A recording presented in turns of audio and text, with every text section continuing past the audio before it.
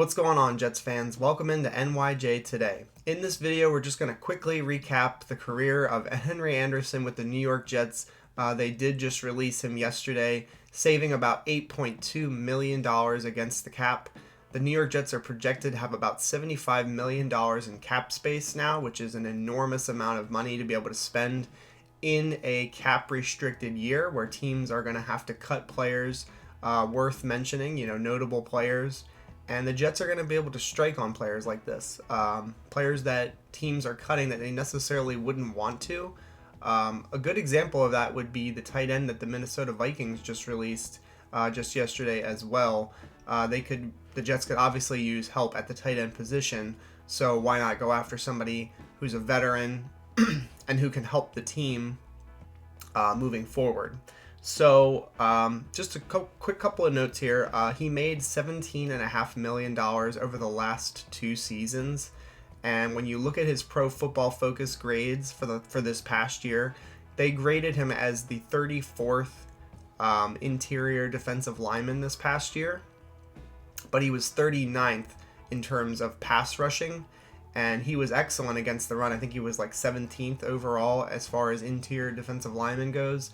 But here's the thing, and this is what we need to remember. The Indianapolis Colts traded Henry Anderson to the New York Jets several years ago, and it was because they were transitioning from a 3-4 defense to a 4-3 defense, and this exact scenario has played out with the same type of situation. The New York Jets are now transitioning from a 3-4 defense back to a 4-3 that they used years ago, and so now Henry Anderson is he is a poor fit for this scheme, to say the least. There's no need for a defensive end run stuffer in this scheme. We need edge setters, someone that can really get up the field and pressure the quarterback. And so, he's really not a fit for that. And he's really not a fit for the 4-3 interior defensive line position. He's a little bit of a long defensive, a long-armed defensive end that you could put at the 3-4 defensive end position, and he just really does not fit the defensive tackle position in this 4-3 defense. Not big enough for that, and really isn't the pass rusher that you need.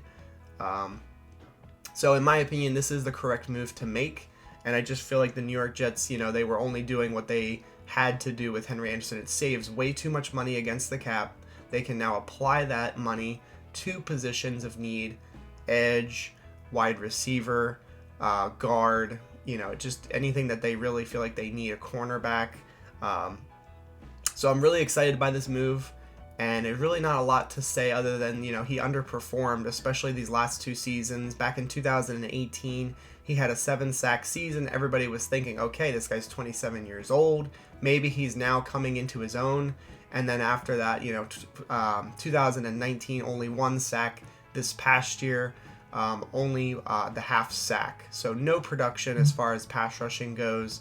I think it is fair to say that the 2018 season with 7 sacks was a little bit fluky and not a true reflection of his ability as a defensive end. So let me know what you guys think in the comments. I'm really excited. We're getting super close now to free agency. I can't wait to see what Joe Douglas does. Let me know what you guys think about Henry Anderson, the release of Henry Anderson, and now how we have about $75 million in cap space. I am over here just rubbing my hands together. So go Jets, and I'll see you guys next time.